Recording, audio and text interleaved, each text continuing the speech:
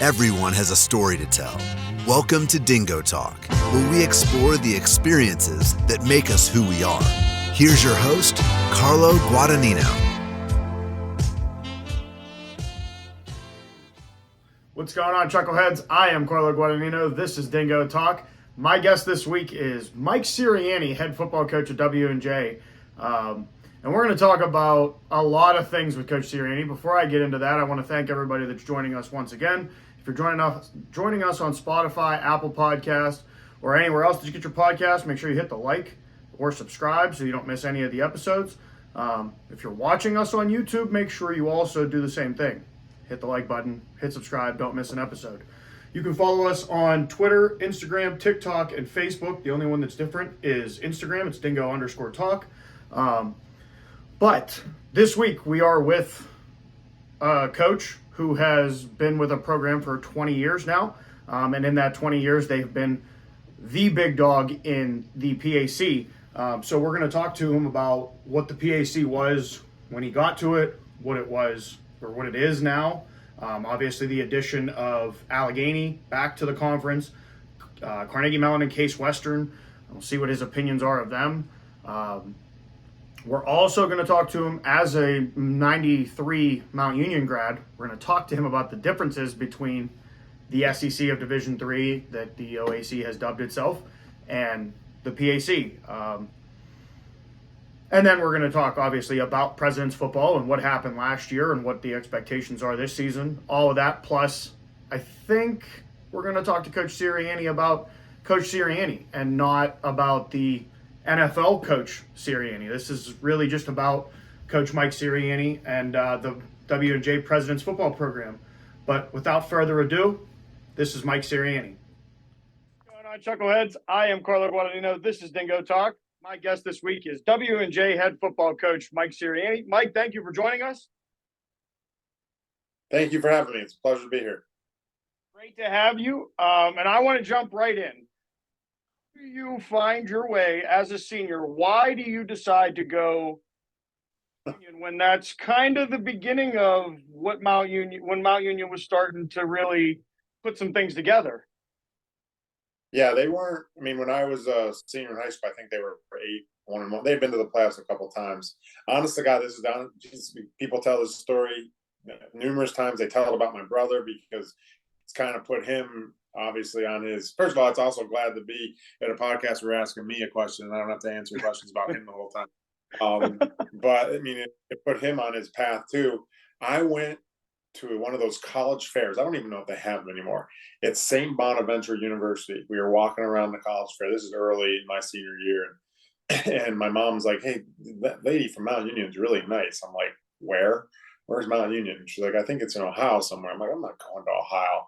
Well, we called them. It's not like they called us. We called them and asked to go on a visit for football and track. I went. I liked it, and that's where I ended up going. I picked up over a couple other schools. Clarion, my dad's alma mater, I was looking there too. But that's exactly, honestly, how it happened. My mom found a lady she liked at a college fair at St. Bonaventure University, and I ended up going to Alliance, Ohio. I met my wife there. It put me on my career path, and obviously it put my two brothers on their career paths also. Well, and it's interesting you bring up that it wasn't just for football; it was track, and you had a pretty successful time there in the triple jump. 4 straight years of being the OAC champ. You have 2 all-conference things as a football player. I mean, you had a really good, productive athletic career there. It was fun. Now I worded that pretty good in my bio. I was the indoor-outdoor champ for 2 straight years. So it wasn't 4 straight years, but it looks good in my bio. That says it's 4 straight years. Okay, so I did win indoors, outdoors. So yeah, it was an opportunity to do 2 sports. I almost went to Alfred to play basketball. I was really close to going to Alfred to play basketball. And I think I really chose a school like Mount because it gave me a chance to play 2 sports and not one. It ended up working out very well for me, and had a blast and won some championships and played with some great players. I mean, I played, that all started with our senior year, and there were some great players on that team, including our quarterback, who's in the College Football Hall of Fame. He really was some terrific football players. Well, and that's interesting. You bring up, that was my next place, was the '93 championship. That's the first one. It kind of gets the ball rolling for that program. When you graduate, you don't go the normal route of a GA ship, staying where you went to undergrad. You decide to leave. Why the decision to leave and go to Ithaca? Well, because they were paying for my master's, and I had an opportunity to go a couple places, and I remember sitting with Coach Kehres, who's like a mentor to all of us, our second father. And this is when I'm like, hey, should I go to? It was Ohio Northern. I said, should I go to Ohio Northern or should I go to Ithaca? And he's like, well, if you were my son, I'd be telling you where to go, and it wouldn't be Ohio Northern. So, I got a chance to go to a great program like Ithaca, which is a ton of tradition, and learn some things. And it ended up being Coach Welsh's, first year. It's right when Coach Butterfield retired. So I didn't really get a chance to work with him, but with Coach Welsh's first year, and it gave me some valuable experience, and it gave me a chance to get my master's. And I've said, once I finished that, I said, I'm never taking another class again. I was done. So I'm glad I did it right away. Now, why sports, exercise and sports management? Was that just to stay in because you knew coaching was kind of down the road, or?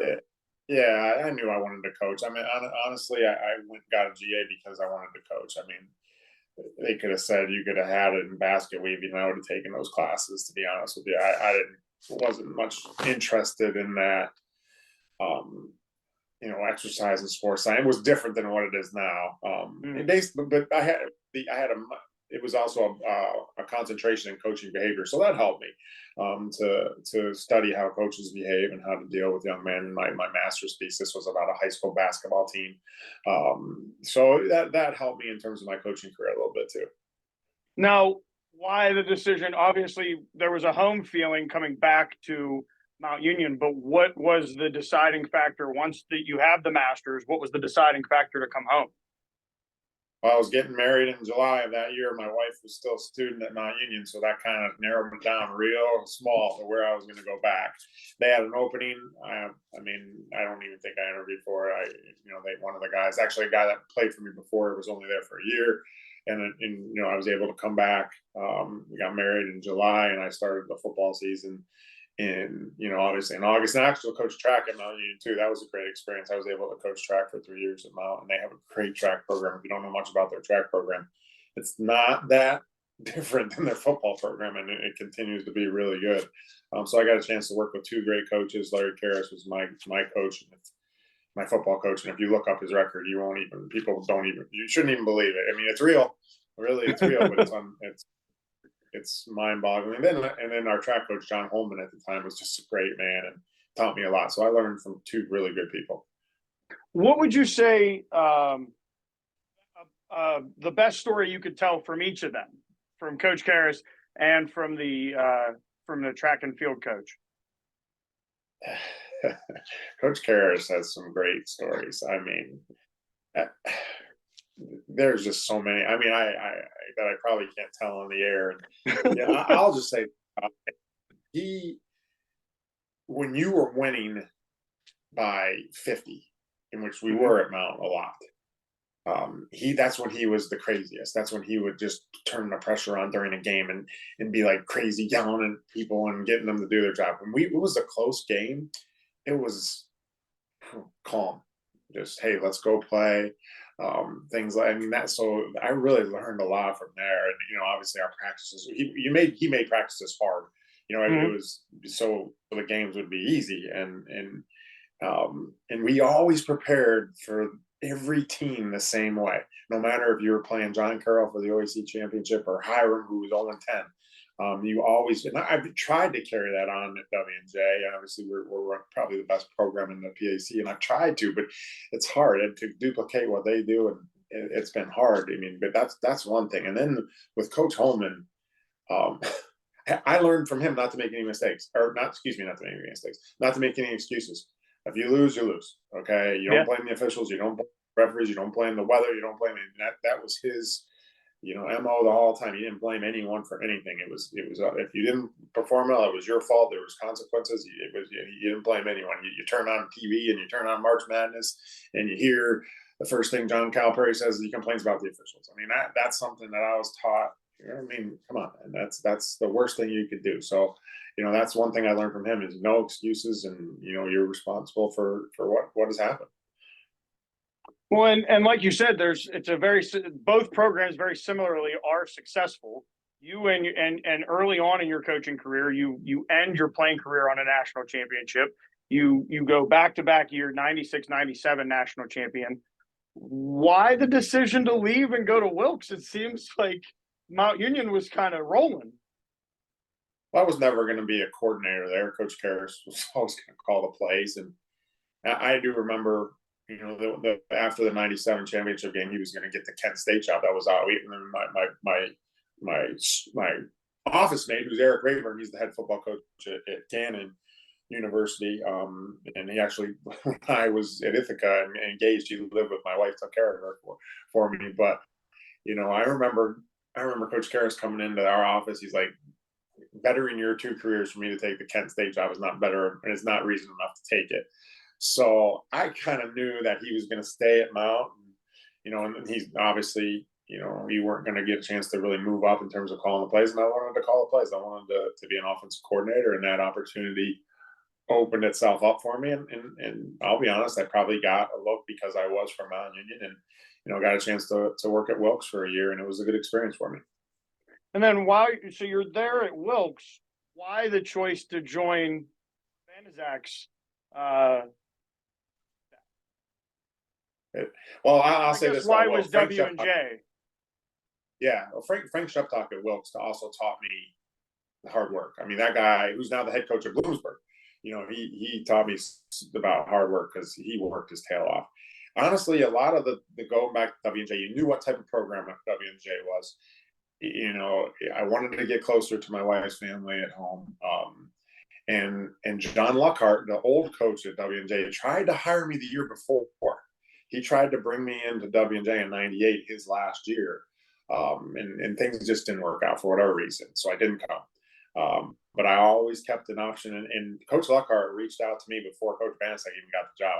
I think he kind of forced him to hire me as the head coach. I think I was named, well, I might not have been named, but I think I was in place as the offensive coordinator before they named a head coach.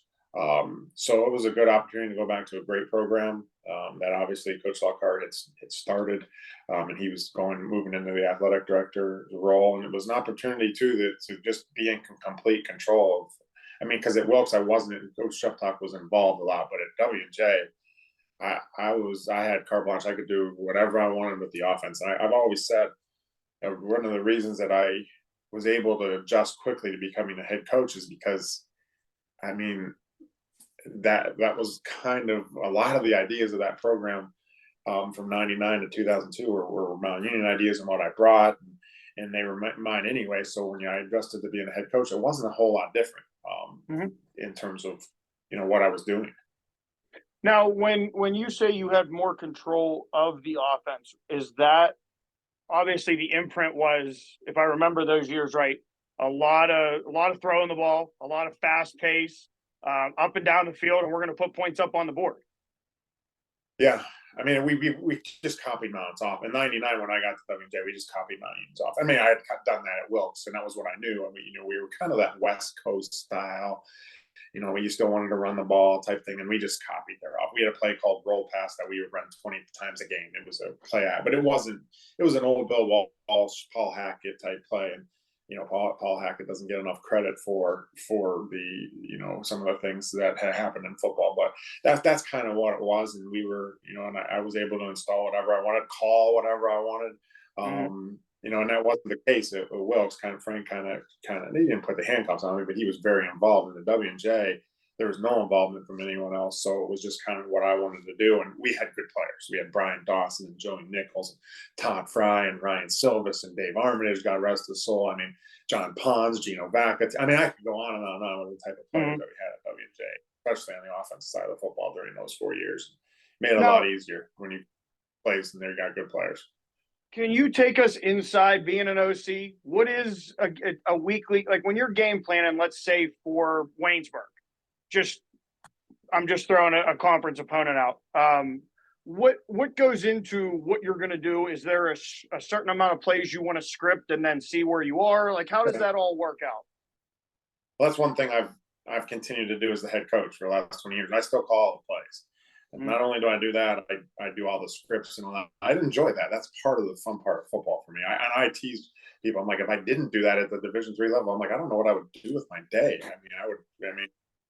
And I trust my D coordinator a whole lot too. So I still do that. So yeah, we break it down. We try to get a feel of what teams are going to do versus your formations first and foremost, what their tendencies are. Then we kind of go into the situational parts of football, red zone, third downs. Obviously, third downs are big.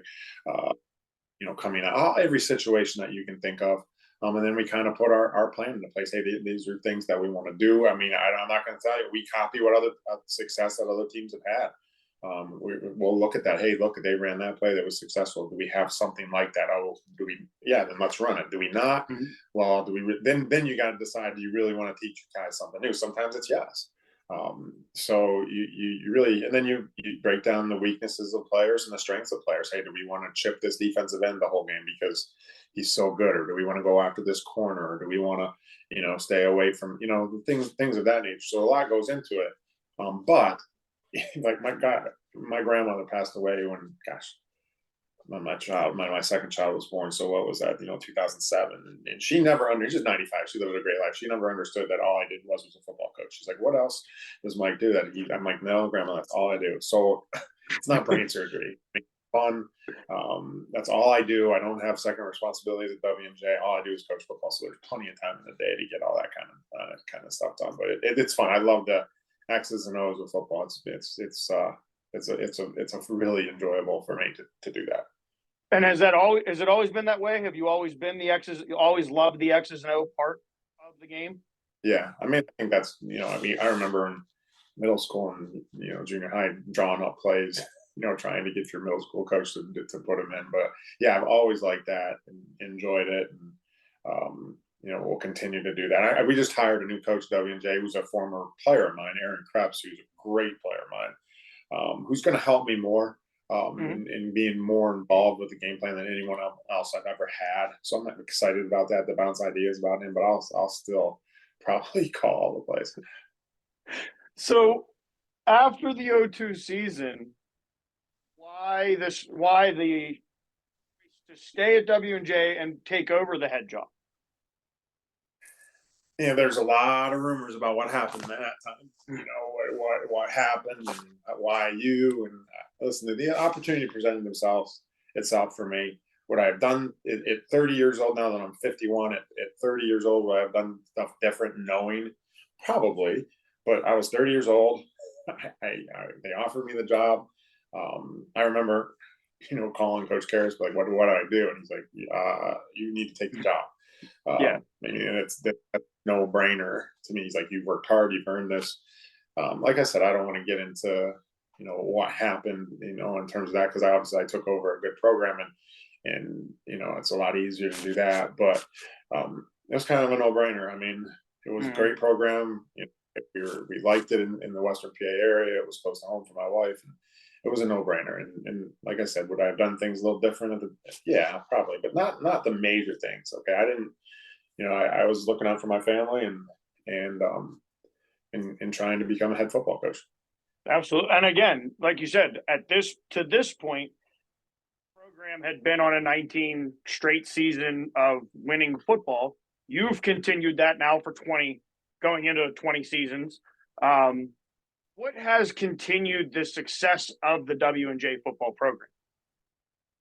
I mean, we have great tradition. I mean, that was built by John Luckhart. He did that from the ground up. Well, that being said, I mean, W&J's in the 1922 Rose Bowl there. Pete, I mean, there's some great, the first African-American quarterback, Turner West, is at W&J, Grand Deacon down Tyler. I mean, Pete Henry, who's in the Hall of Fame, and there's some great things with W&J football from long ago. But then it went through a lull, and John Luckhart brought it back.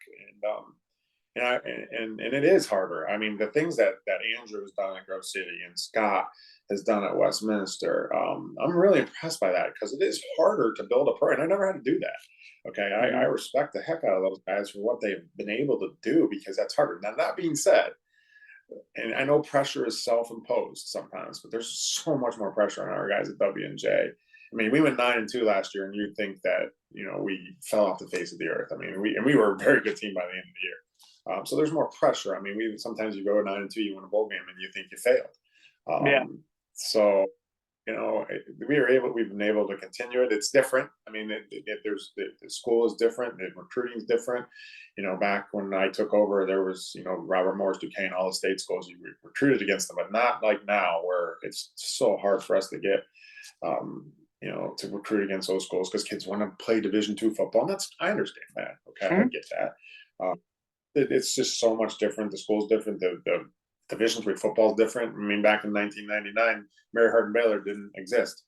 Believe me, I know they exist, because they whooped us in 04, 06, and 08. We had some really good football teams. So it's changed a little bit, but I'm really proud of the fact that we keep winning. And, you said 39 straight seasons, and I'll throw this out at you. There's only 5 schools in the country that for the last 10 years have won 8 games or more, and we're one of them. Now, Mount Union, North, those other ones have turned theirs into national championships.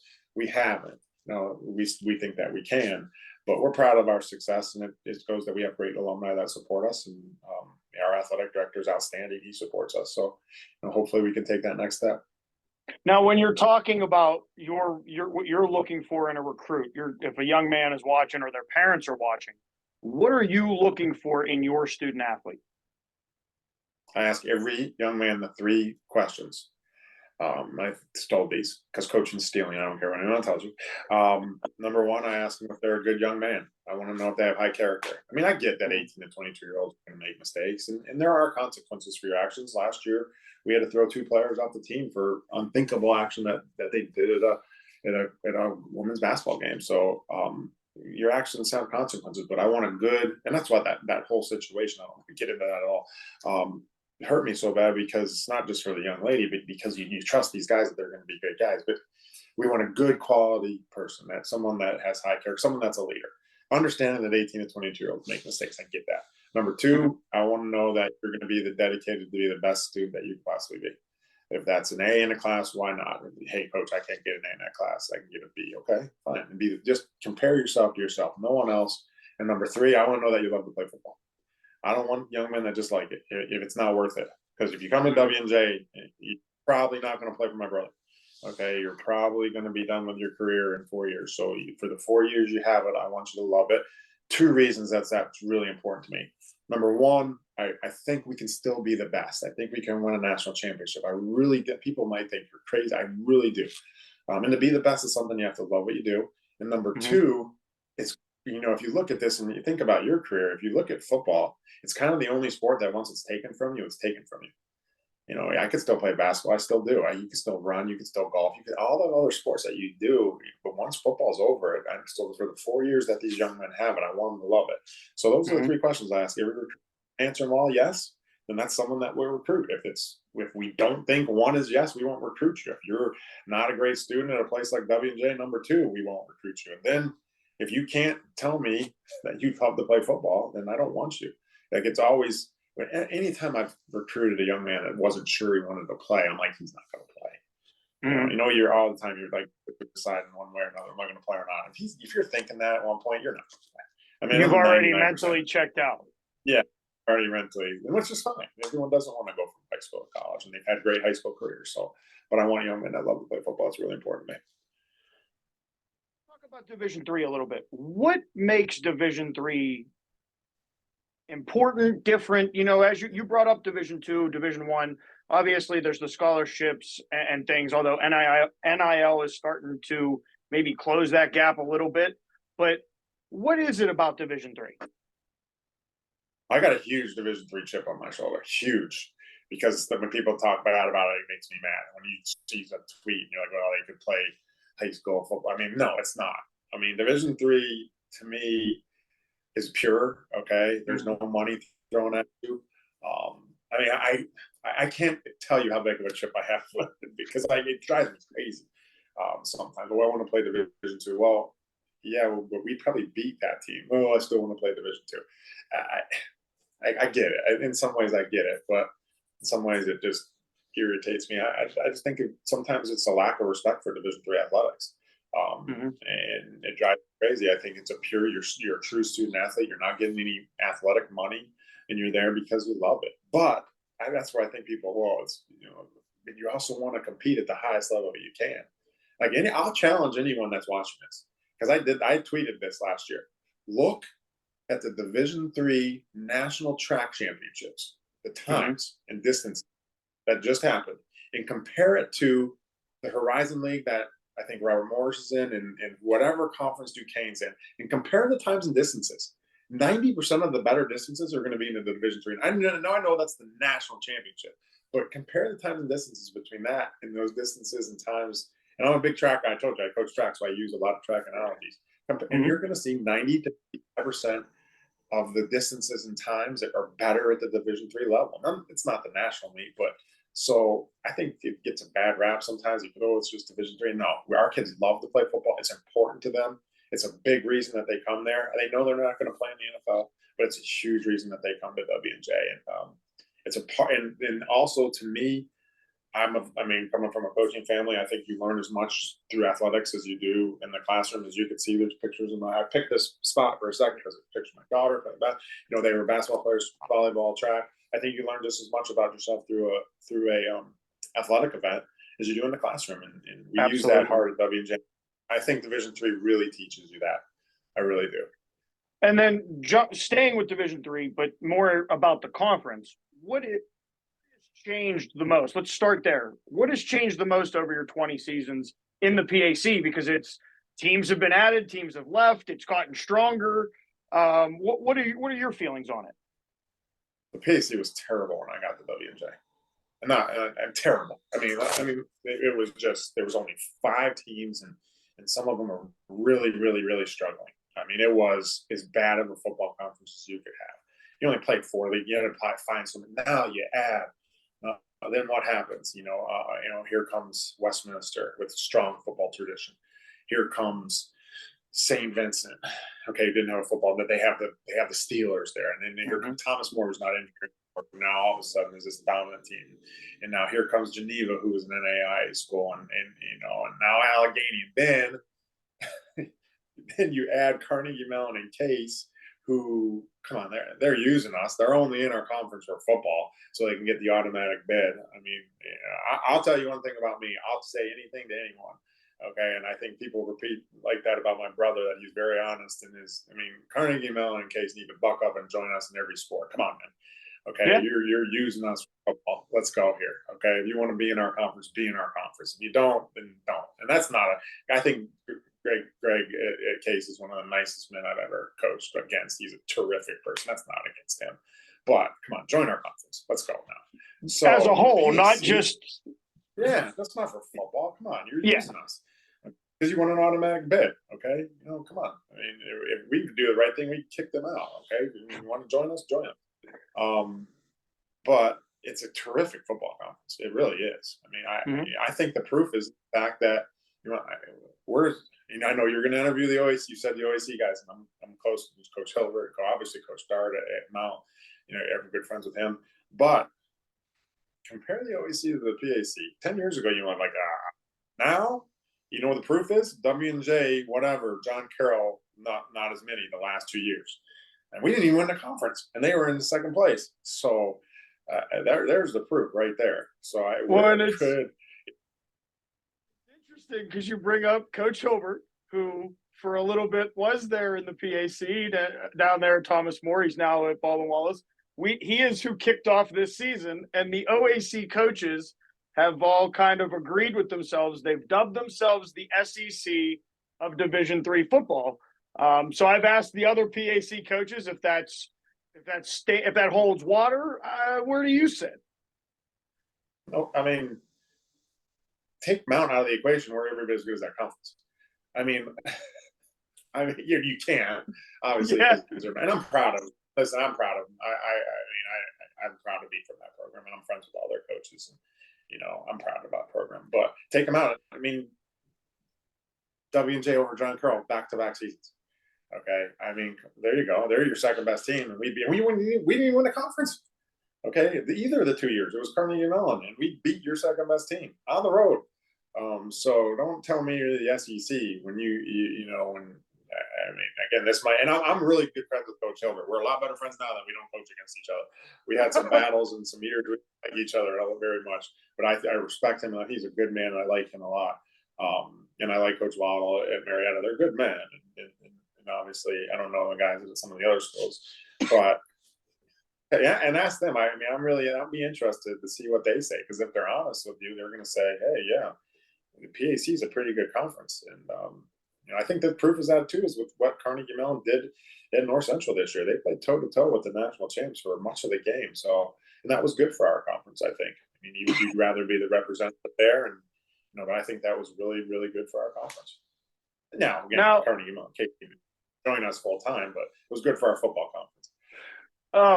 Staying in the conference, who do you consider as W&J's rival? Because for a long time I was told at Bethany that Bethany was W&J's rival, and I'm also very honest about that. When you get beat for 22 straight years, it's not a rival, it's a big brother just kind of rubbing the noogie on top of the head. So I don't consider that a rivalry. Who do you consider the president's rivals?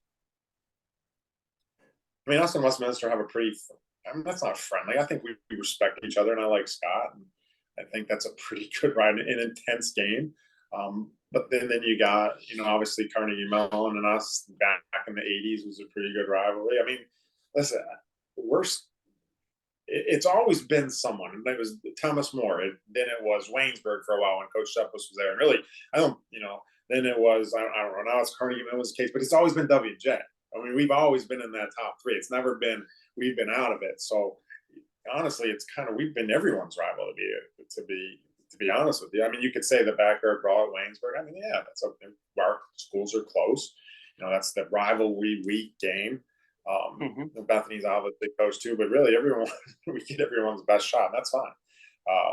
But because like I said, I think we do a good job of preparing for every team the same way. So that whole rivalry weekend thing, I get that a little bit, but I mean, the green game, come on, the green game, St. Vincent versus Bethany, come on, that's what everybody. Okay, so I'll bite my tongue on the green game. Yeah, the green game, that was the original one. I like it. Okay, so and at the time I heard when that rivalry weekend was being thrown out that Bethany wanted to play us, that it wanted to be W&J Bethany.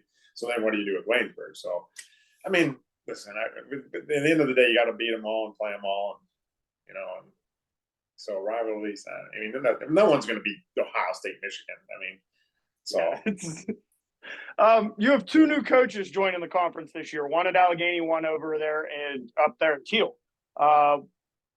Expectations from them? Do you know these guys that are coming into the conference?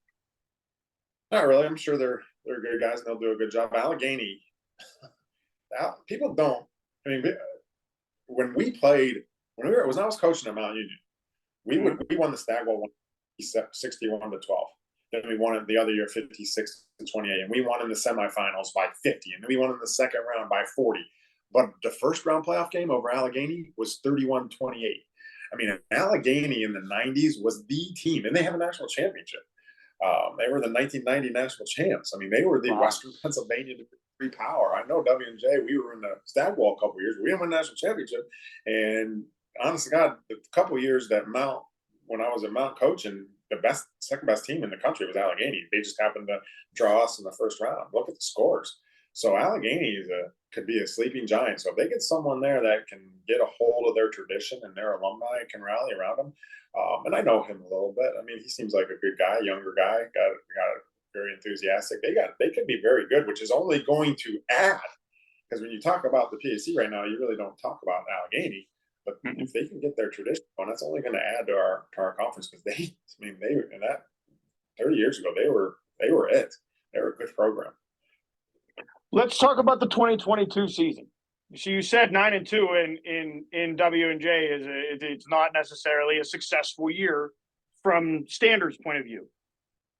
Walk us through the season. What was because you said there was a lot of, you were playing your best football by the end of the year. What were the problems at the beginning of the year? Was it just a mesh thing or? Well, we started the year off beating Carroll. I mean, so we played good in the opener. Then, but sometimes, and I've said this numerous times, winning is a deodorant. So you win and you don't really realize things that are wrong with your program. So you don't try to fix them. And we have, by the end of the year, we were playing a quarterback, Jake Pugh from Thomas Jefferson, who at the beginning of the year, he wasn't playing. And I don't think Colton, who ended up leaving W&J and did a bad job. I think he played terrific in the Giant Carroll game. But I think by the end of the year with Jake we were running an RPO style offense. We really were running an RPR style offense. We were run pass run. He was going to run it. And that part of that was Justin Huss, our tailback, tore his ACL in week 3 or 4, and we had to manufacture some run game. But Jake Pugh, by the end of the year, was playing as well as, and I think if you ask people in our conference, he was playing as well as any quarterback in the conference and really any player in the conference. And I wasn't playing him in the beginning of the year. So if you want to say why were we 9-2 instead of possibly 12-1 or something like that, we'll blame the head coach or the offensive coordinator because the starting quarterback was standing next to me in one of our losses. So that's a mistake that I'm not saying that Colton deserved to get, but maybe Jake probably should have played more early in the season instead of, he took over as a starter in week 6, 7, or 8. Played really well. So, we won't make that same mistake again. He's back.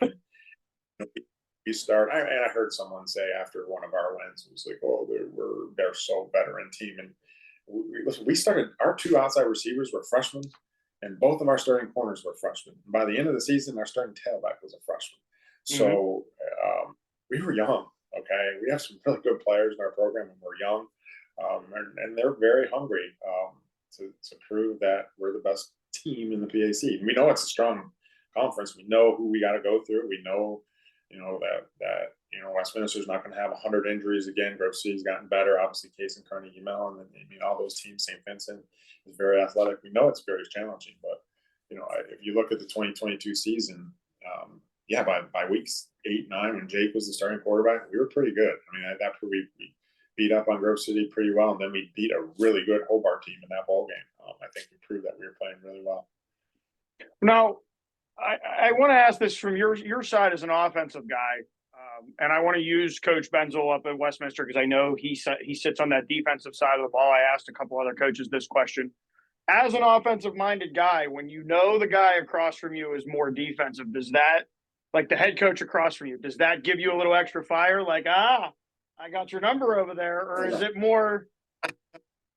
Honestly, no. As the head coach, no. When I was the offensive coordinator, yeah. But now as the head coach, I don't want to lose 35-34. I want to win 3-2. I don't care. Okay. So to be honest with you, no, not at all. Not one bit. If you want to outgain us by 500 yards and we win the football game, I'm all for that. We set the school record in passing against. It was Westminster in 2019. We threw for 487 yards. We moved the ball up and down the field, and we lost. And I would much rather have not had 1 first down and won the game. So to be honest with you, no. Okay, we just want to win and put our guys in the best position. And I don't care if we win 3-2. That's complete honesty. All right, now we're going to go to, these are the random questions. These are more or less to get to know you. They're not about football. You could live anywhere in the world. Where would it be and why?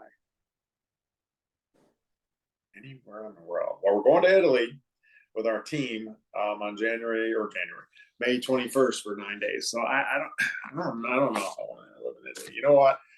If I could live anywhere, can I switch the time frame too? I'm not anymore because I don't get to see him. I was the biggest Notre Dame football fan in the world when I was younger. I would want to live in South Bend, Indiana in the 8 when Tony Rice and Raheem Ishmael and all those guys and Lou Holtz was coaching Notre Dame. That's where I would want to live. Or Disney. My kids, my 2 children and my wife love to go to Disney. We've been like 8 times, or Disney. So one of the 2. All right. What the most important lesson that you've learned over your career?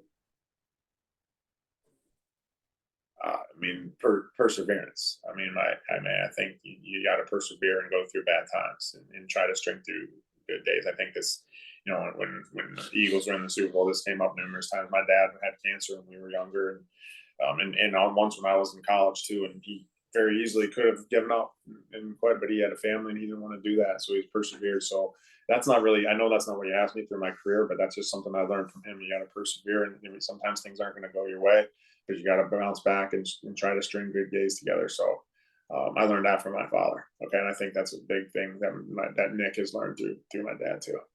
Absolutely, that's a huge one, because it's what you guys face every down. I mean, you've got to push through.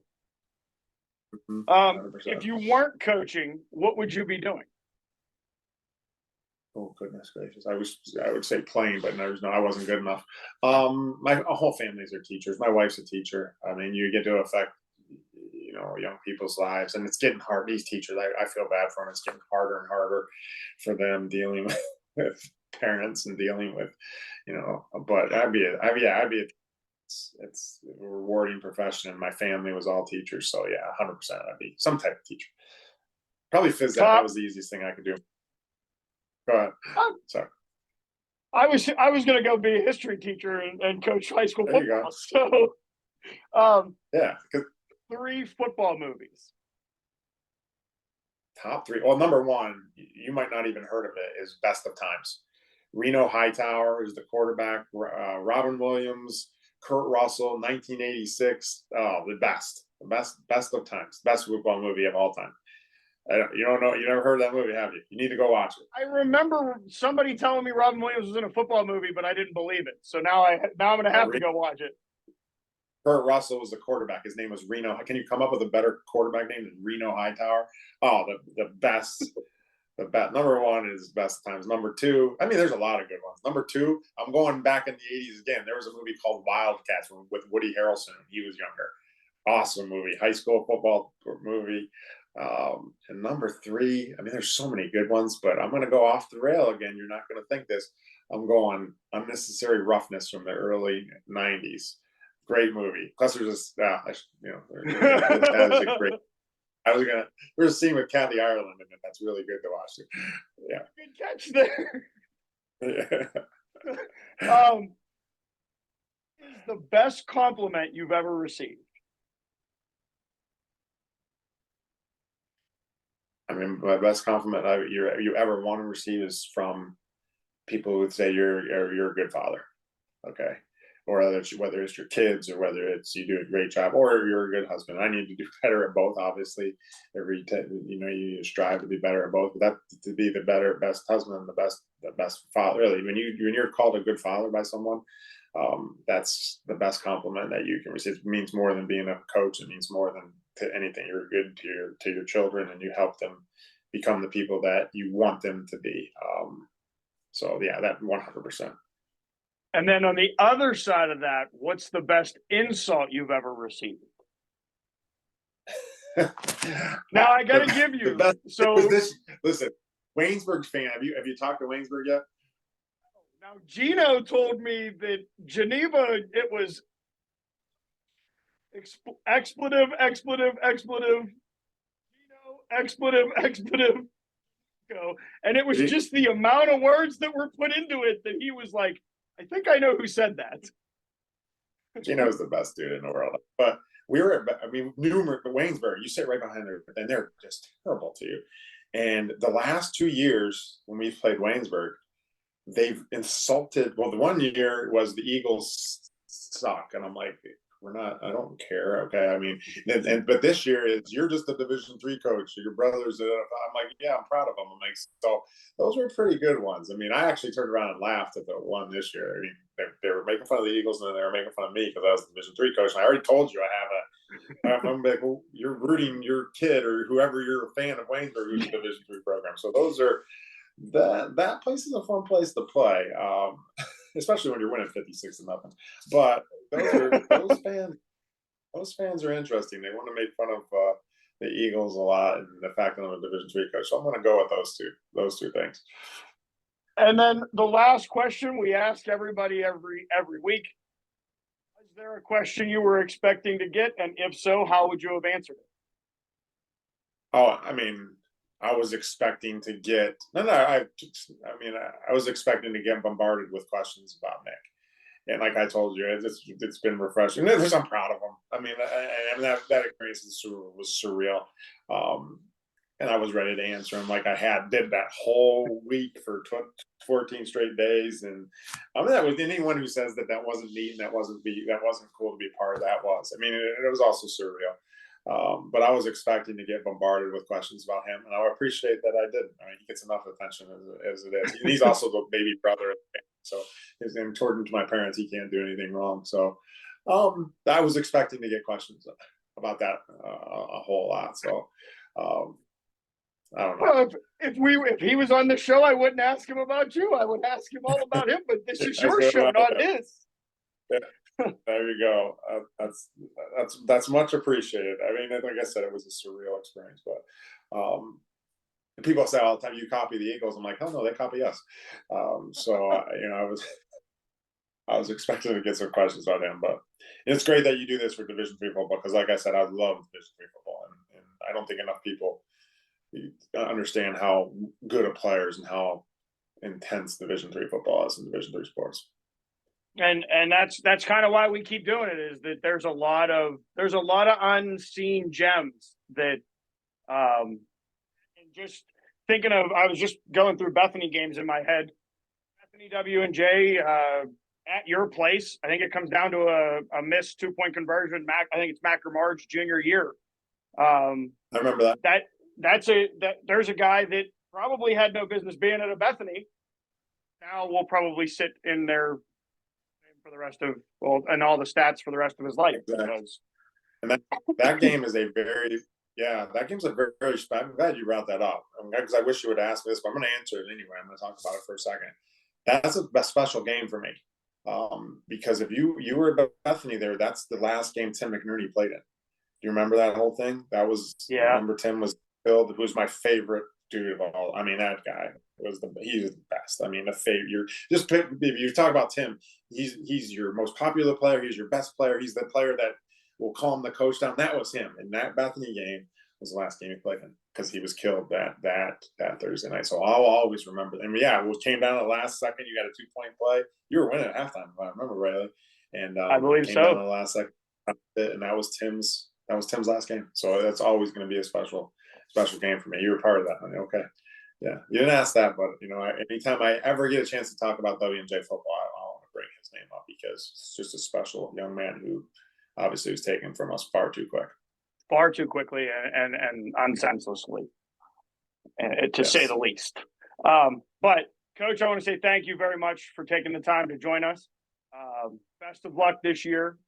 We will definitely pass your messages to the PAC and whatnot about Carnegie, Mellon, and whatnot in the write-up because we got to talk. I'm sure when we bring my girlfriend, next segment we bring my girlfriend on. She does the editorial with me. I'm sure that's going to be a topic that we discuss in the next segment. But thank you very much, and best of luck this season. And you might see us at a game. All right, terrific. Hey, you're more than welcome. Thanks, man. I appreciate it. And we will be right back, Chuckleheads. Welcome back, Chuckleheads. This is the editorial with Serenity Brown. That's Serenity Brown. I am Carlo Guadagnino, and we just watched Mike Sirianni on DingoTalk, head coach of W&J. Before we go any further, if you're watching us on YouTube, hit the like button. Maybe give us a subscribe so you don't miss any of the episodes. If you're listening to us on Spotify, Apple Podcasts, or wherever else you get your podcasts from, hit the like button and the little bell so that you can stay up to date on everything every time we put out an episode. And if you'd like to keep up with us on the social medias, it's Twitter, Instagram, TikTok, and Facebook. The only one different is the Instagram page, which is dingo_talk. Now that that's all out of the way and covered, what'd you think this week? Good. We got another bragger, but I feel like if your team's good, you earn the right to brag, you know what I mean? 9 PAC titles. Yeah, like I think you earn a little bit of a right. And he definitely, the more I've thought about it, it's an interesting point that he makes about Case and Carnegie Mellon. It's the same argument. I'm sure a lot of people have for on a bigger scale Notre Dame. Notre Dame being an independent in in a league in everything else except for football. Football, they continue to play this independent schedule. It's the other way around. Carnegie Mellon and Case Western, as Coach said, they're in the conference only for football. Thus, when they win the conference, secure an automatic bid into the playoffs. When you're as good as W&J's been, especially when it comes to the PAC, they have been the big dogs for a very long time. I think I liked that he was honest. I think that was a very, very what you see, what you get type guy, which was nice. And the story at the end about the significance of the Bethany game between and what happened after the fact. It's just a really good episode. I thought it was funny. He expected. That's what I was gonna say. I think he really appreciated that you focused on him and not, Well, like I said, it's his episode. It's his episode. If I get Nick Sirianni on the show, and we'll talk about the Eagles, and we'll talk about him being an NFL coach and why the hell he's on Dingo Talk. But we didn't have Nick Sirianni. We had Mike Sirianni. And Mike Sirianni was on Dingo Talk, and that's who we just covered. So we talked about that off camera and on camera, both leading up. And it's funny. This is the second coach kind of pointed out the persistence is key. And with that persistence, we have kind of really mauled down the PAC. There's a couple schools left, either needing to get a recording done with that we've contacted, or just haven't come out yet. The only two schools that we haven't heard from, I don't know if we'll hear from them, nor do I really care. If they don't, I mean, I understand. It's not that I don't care. It's just I understand that everybody's got other things going on, and if they don't want to be on, happening. Yeah, they don't want to be a part of it. They don't want to be a part of it. That's nothing against them. So, I think I'm going to take a page out of Coach Sirianni's book and be. I don't really give a damn. Like, I hope that the coaches and the rest of the coaches in the PAC that we haven't interviewed yet. Like, I hope that they understand and realize that this is, even if it's a smaller platform, it's still a platform to talk about their program and their schools, and that's the hope, and that's the hope that we've been doing for 12 weeks of this season now. So, but you got anything else? Don't think so. Top 3 TV shows of all time. Criminal Minds, Grey's Anatomy, and I'm going to say Vampire Diaries because it's one of my comfort shows. It's not that it's because it's a good show, because it's kind of not.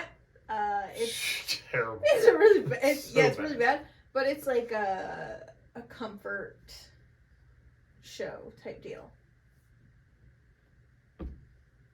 I know what your top is. Go ahead. The Sopranos. Yeah. It's the best show that's ever been made. It's the greatest show ever created. Okay.